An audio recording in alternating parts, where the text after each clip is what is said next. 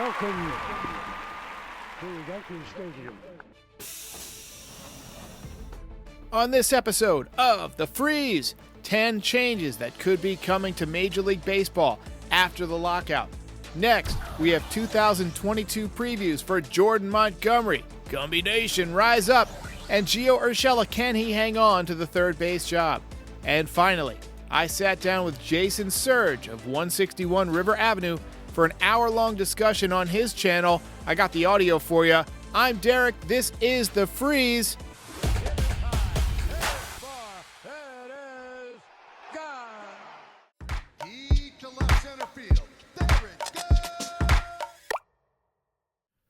As MLB's lockout continues, negotiations have resumed behind the scenes. Apparently things are pretty contentious between the two sides, and this could end up lasting a while, might even delay the beginning of the season. Right now, the season is scheduled to begin on March 31st, and I wouldn't be surprised if it gets pushed back to maybe April 15th or so. That would still allow them to figure out a way to get in 162 games, and you know these two sides are going to push this to the absolute limit. Of course, there are some core behind-the-scenes financial issues to be worked out between the players and the owners, but there are other potential changes that could impact every team in the league in 2022 and beyond. In years past, these collective bargaining sessions have led to net positives for the game, including the introduction of the wild card teams in the 90s. We've seen multiple wild card teams now win the World Series. We've also had expansion of the league itself into new cities that have gone on to host World Series titles. MLB recently sent a proposal over to the players. Apparently it was not received well, but there are many negotiations still set to occur. Here's 10 topics that are probably being kicked around between the owners and the players. Number 10. First up, Universal DH. We got to see the Universal DH during the 2020 COVID-shortened season. Some people loved it, some people hated it. But as pitchers get more and more expensive, the opinion around baseball is that the Universal DH is coming. It works for the owners because they get more offense. Fans pay to see offense. And it works for the players because it creates 15 new jobs, might let some guys hang around as a National League DH that otherwise would have not had a job. I'll miss the National League style of baseball, and I'll miss getting the pitchers who rake trophy on MLB The Show. But as Bob Dylan says, times they are a-changin'. Number 9.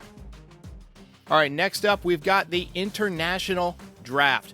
For several years, teams have had a pool of money that they're allotted to spend on international prospects. And in recent years, the Yankees have locked up the number one prospect a couple of times, Jason Dominguez, and then this week, Roderick Arias. MLB might decide to spread around some of the top international talent among the smaller market teams by introducing an international draft. How it would work is still up for debate, but it's definitely something that's being considered. Number 8. All right, next we got the draft lottery system.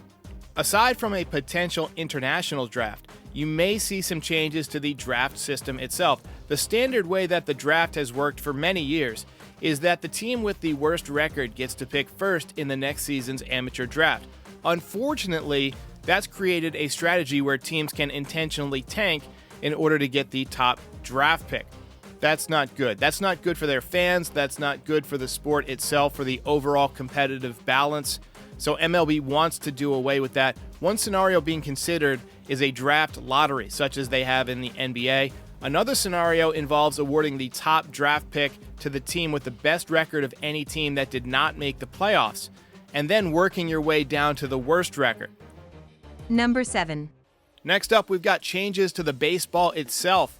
There's been a lot of controversy about the baseball in recent years, from the outrageous home run numbers during the so-called juiced ball season of 2019 to the emergence of spider tack and the no-hitters every 5 minutes in 2021. MLB reportedly had 2 different baseballs being used in 2021, one juiced, one not juiced. One of the issues that's being worked on is a baseball that's naturally got a little bit more of a tackier surface, such as the one used in Japan. But baseball needs to find a balance with a ball that allows pitchers to grip the ball comfortably, but also doesn't put the hitters at a disadvantage. MLB knows that fans love home runs and offense, so this is going to be a delicate balance for MLB. Number 6. Next, a free agency signing period. Just prior to the lockout, we saw a flurry of free agents signing with new teams, and it was a ton of fun. Other sports have free agency signing periods, and MLB could institute a similar rule. This would also create additional revenue for MLB Network, as I guarantee they would have some kind of an event built around the free agency deadline or the free agency period. More viewers, more ad dollars, more money. Number 5. Next up, a salary floor. You've heard of salary caps, but a salary floor is also a possibility. That's a way that MLB is looking to combat tanking by ensuring that every team spends at least some minimum amount on their roster. Gone could be the days of teams having $40 or $50 or $60 million payrolls. Another thing that may be instituted is ensuring that all revenue-sharing dollars that come from other teams are invested into player salaries. That could be a compromise that the two sides could land on. Number 4. Next, we've got changes to the competitive balance threshold. This seems to be a big one between the teams. Each year, clubs that exceed the predetermined payroll threshold are subject to a competitive balance tax, which is commonly referred to as a luxury tax. Those who carry payrolls above that threshold are taxed on each dollar above the threshold, with the tax rate increasing based on the number of consecutive years that a club has exceeded the threshold. A team's competitive balance tax figure is determined using the average annual value of each player's contract on the 40-man roster, plus any additional player benefits. A club exceeding the competitive balance tax threshold for the first time has to pay a 20% tax on all overages. A club exceeding the threshold for a second consecutive season sees that figure rise to 30%, and 3 or more straight seasons of exceeding the threshold comes with a 50% luxury tax. In 2017, the luxury tax was $195 million, and it's increased each year all the way up to $210 million in 2021. The players obviously want it to be higher for higher salaries, and the owners want it to be lower. That seems to be the major breaking point in these negotiations. Number 3. All right, next up, we got the blackout rules. One thing that MLB needs to change is the blackout rules for MLB TV. I live and record this podcast from North Carolina, and for some reason, the games are blacked out when the Yankees play either the Orioles or the Nationals. Yes, I know I can get around this with a VPN. No, I don't do that because it's ridiculous that I'd have to. I always find a way to watch the games, but it's a real pain in the ass. And I know a lot of you have similar stories. MLB needs to fix this. Number 2. Next up, we've got expanded playoffs. We saw the expanded playoffs during the COVID season of 2020, including a best-of-3 wild card round. It was fun, and it allowed for more teams to be a part of the mix, so this will probably happen. More games, more revenue, more ads, yada, yada, yada. One thing that needs to be included with the new playoff format is less off days. Baseball is a sport that's meant to be played every day, and depth is critical. But with the constant off days during the playoffs, it really changes the calculus on how managers can use their bullpen, and it doesn't really test a team's depth the way that the regular season does. And number 1. And next up is expansion. Everyone loves it when you get 2 new teams. It's always a ton of fun. New teams, new stadiums, expansion draft. 1993 gave us Whoop, There It Is by Tag Team, but it also gave us the expansion Colorado Rockies and Florida Marlins. In 1998, we got the Arizona Diamondbacks and the Tampa Bay Devil Rays. All 4 teams have brought World Series play to their cities, with the Marlins winning 2 championships and the Diamondbacks winning 1. The Rockies and the Rays both lost in the World Series. So where would MLB expand? I just mentioned North Carolina, the most populous state without a Major League Baseball franchise. What about Las Vegas, Nevada? How about a team in Mexico or Oklahoma? Make your case for an MLB expansion city in the comments below. Honorable mention, robot umpires or automatic strike zone. I would love to see the strike zone be more accurate. Some people love the human error element of the game, but if you have the technology, why not get the call right every single time?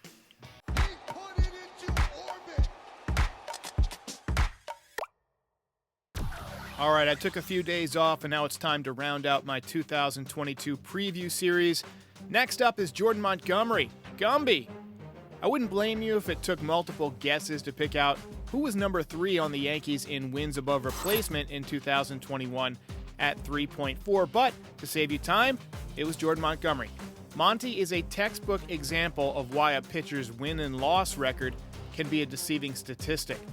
Overall, Jordan Montgomery was 6-7 with a 3.83 ERA in 30 starts in his first full season since having Tommy John surgery in the spring of 2018. Monty had an impressive 15 starts in which he allowed 2 or fewer runs. Unfortunately, he was only credited with a win in 6 of them.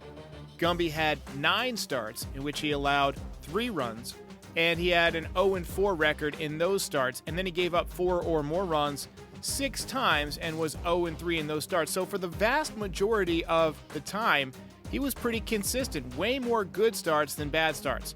Overall, he had a solid but frustrating season. He didn't go past the 6th inning very often, just 4 times, and he basically got no run support. The 3.83 ERA for the season doesn't jump out at you, but it was 3.49 entering his final start of the season, which is really good. Unfortunately, he was pummeled by the Rays for 7 runs in his final start of the season, but I think it's fair to say that if he had pitched a gem instead of gotten lit up, I think people would have looked at his overall season much differently. But he didn't pitch a gem. He got lit up. According to Baseball Savant, the 29-year-old Montgomery had one of the best chase rates in the league and ranked in the 71st percentile in average exit velocity and the 72nd percentile in whiff percentage. Surprisingly, his curveball ranks in the 21st percentile in spin, but it seems like a pretty nasty pitch to me. Hitters hit just 191 against it. Monty is 6'6". He's a big fella, and he comes directly over the top with his pitches, so despite the low spin rate, it's likely effective due to the difficult angle from which the pitch is released. Montgomery made some great strides with his changeup in 2021, as hitters hit just 187 against that pitch, echoing something that we saw across the pitching staff under the tutelage of new pitching coach Matt Blake.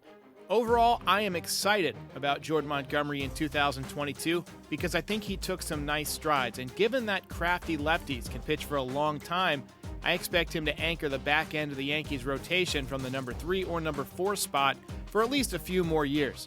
Give me your thoughts on Jordan Montgomery in the comments.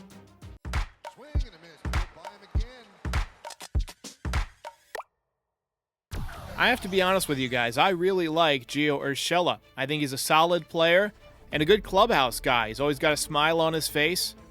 But when I think of him, I think of his defensive highlights and his clutch hits in 2019 and 2020. But if we're being 100% honest with each other, and let's hope we always are, third base is an area where the Yankees should look to upgrade after the lockout. Urshela, in his age 29 season, began to regress and miss significant time due to injuries. Overall, his WAR dropped to 0.6, his lowest as a Yankee. After hitting .310 over his first 175 games as a Yankee, he slipped to .267 in 2021 with a .301 on-base percentage, just 14 home runs, and he struck out a career-worst 109 times while drawing just 20 walks. According to Baseball Savant, the only areas in which he ranks above average is his maximum exit velocity and the percentage of balls that he hits hard. StatCast doesn't even like his defense or speed, and it absolutely hates his inability to draw walks. With talks of Matt Chapman, one of the best third basemen in baseball, possibly being traded to the Yankees to play shortstop, I have a radical idea. Let's just play him at his natural position of third base.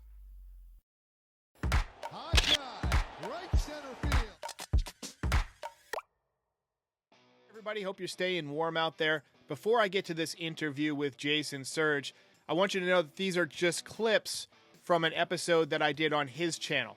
So we had an hour-plus long discussion, and I just wanted to clip out some of my favorite parts. We talked about everything from horror movies to who would make a good MLB commissioner, and we got into, what moves we think the Yankees should make versus what moves the Yankees will actually make.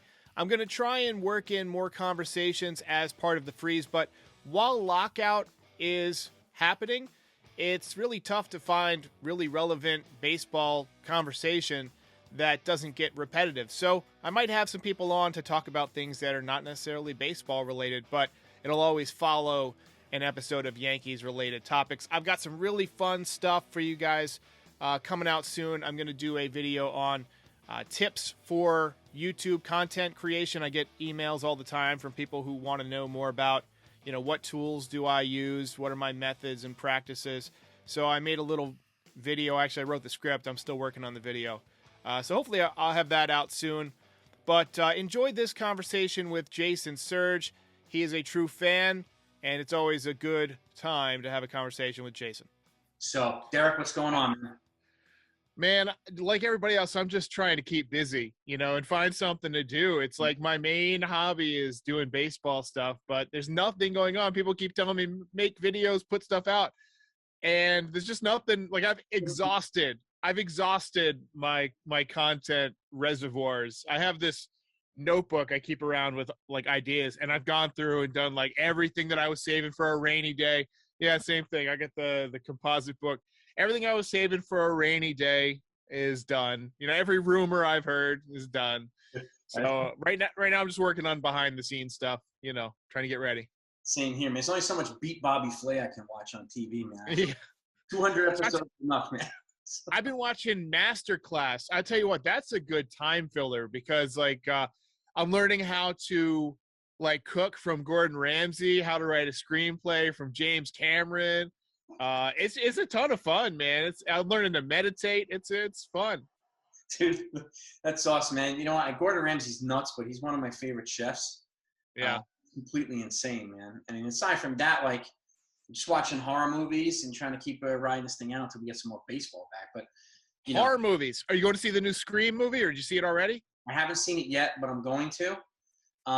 Texas Chainsaw's coming out also. Yeah. Halloween Ends. And the thing that makes me most happy is if anybody, and if you're a Friday the 13th fan, there's been a decades-long lawsuit about ownership of the screen rights and the screenplay and all that stuff. That's why they haven't made a movie. Oh. And I don't know if you remember Jason 3D, but the kid Shelly, who's like the chubby kid with the afro, he's one of the attorneys fighting for the rights. That's cool, man. Yeah, I love the Friday the 13th movies, but there's a couple of fan-made ones out there on YouTube. There's one called Never Hike Alone, and there's one called Never Hike in the Snow, I think. And they're really well done, and they're 30 minutes to 45 minutes long, and they're really good. And they're just as good as any of the movies, because the movies are kind of cheesy, right? So it's not that hard to create that kind of actual effects. Yeah, I like the Friday the 13th stuff, but I'm going to see Scream tonight. I'm going to see it next week, and my wife's not into horror movies, so I go with those solo all the time. Yeah. So, but it's crazy because I've seen those on YouTube, and remember Tom Matthews who played Tommy Jarvis? Yeah, part 6. That was the best one in my opinion. Yeah, he plays maybe the deputy or something. He was something, but I do remember him in there. That was the best of the Jason movies. That was when he kind of became supernatural. This is supposed to be a Yankees podcast, but whatever. It's here. We talk about whatever you want. Remember he was they were digging him up because Tommy Jarvis went nuts and he wanted to see his corpse or whatever. And then he gets hit by lightning and Jason becomes a zombie and rips the dude's heart out Terminator style. That was fantastic. But how about some baseball chat here? All right, let's do it. Let's get to it. First thing I want to, just get your insight on the lockout itself. Because we're 7 weeks into this thing, right? Mm-hmm. And it's frustrating, obviously, for a lot of people, especially fans like us and content creators like us. Where do you see it headed? And if you could appoint anybody to replace Rob Manfred as commissioner, who do you think you would appoint or choose? So to your first question, where do I see it headed? I think they're going to be playing chicken with spring training. Yeah. I don't think anybody wants to miss actual games. I don't think anybody wants to miss that March 31st start date.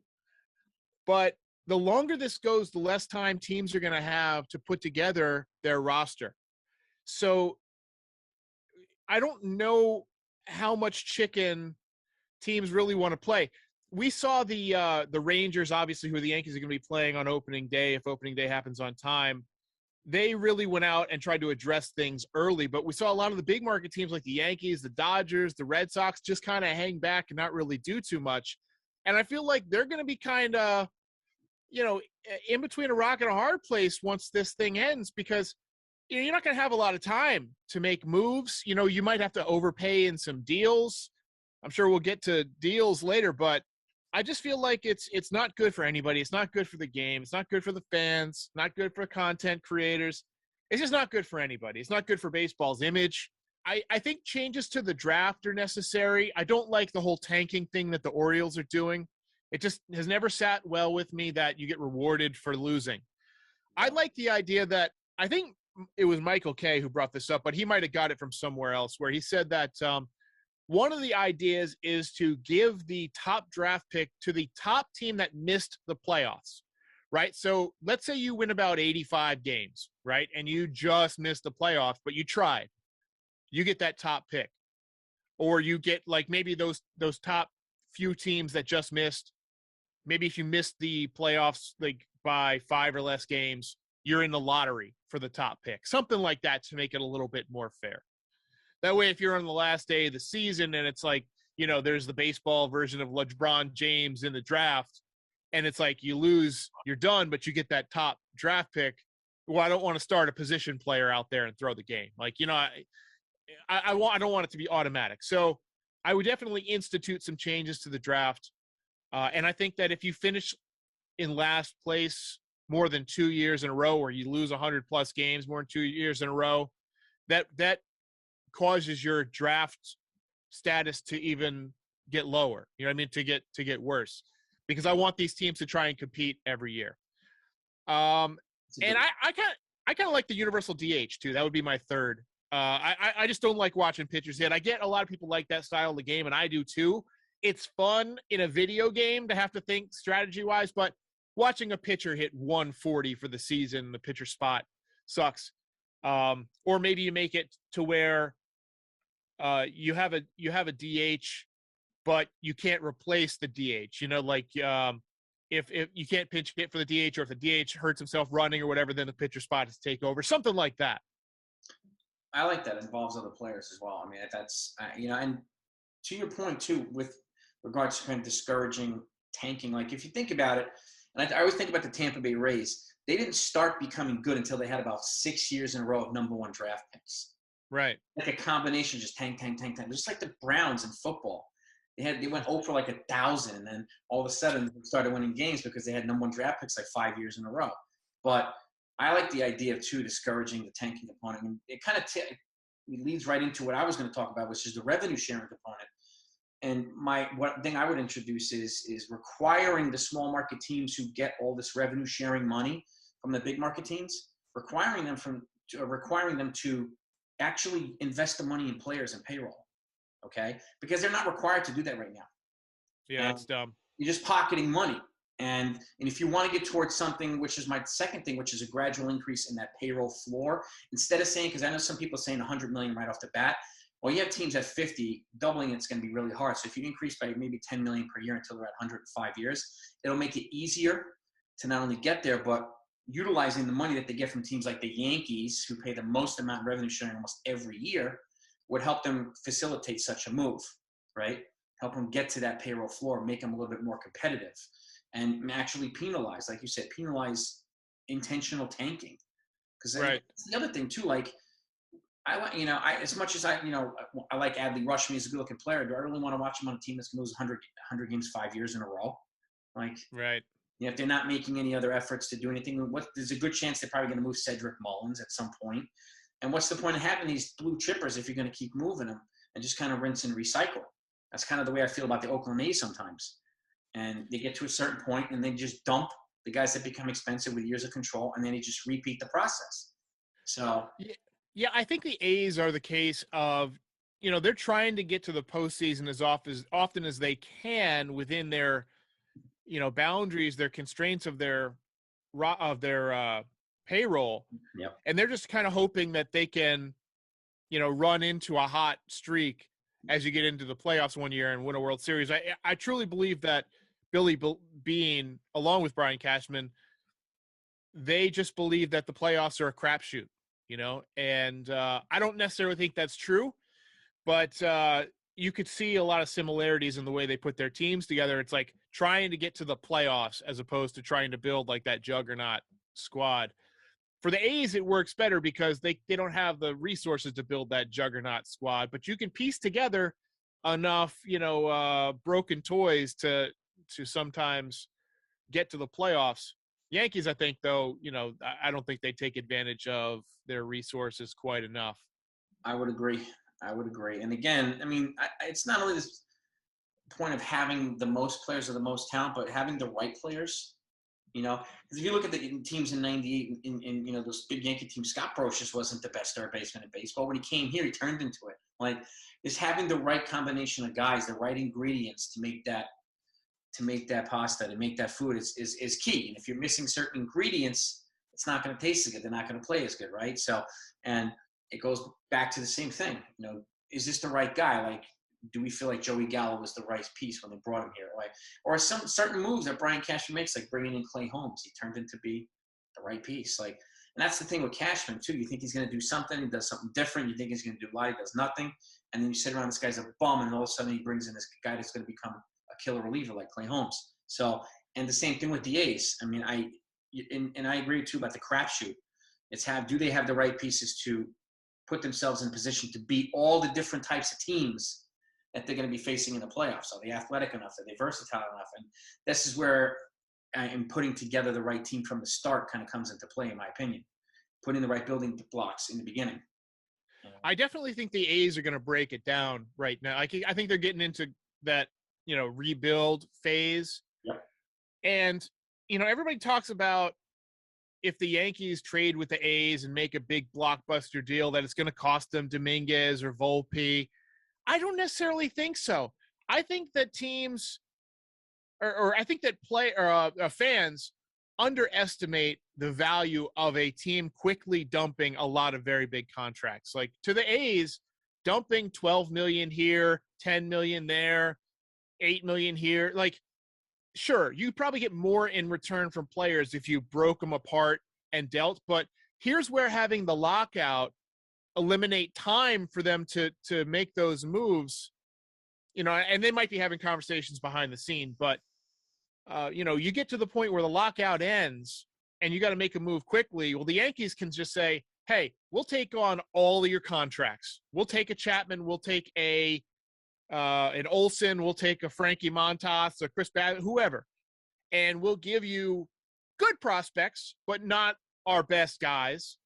And you're completely, over that financial burden. And by the way, we'll also give you like a Gleyber Torres, like a lottery ticket that might turn into a big time player again. And then you might be able to spin him off for even more. I think the Yankees can get it done without giving up, Volpe or Dominguez. I agree. The only way I see them, Dominguez being involved, is if they get somebody like Sean Murphy back, their catcher, with Olsen and the Montez. Then at that point, Dominguez might be part of the discussion. Dominguez and three other guys. Again, this was a great discussion. If you want to watch the full video, head on over to 161 River Avenue. That's Jason's YouTube channel. Thanks for having me on, Jason.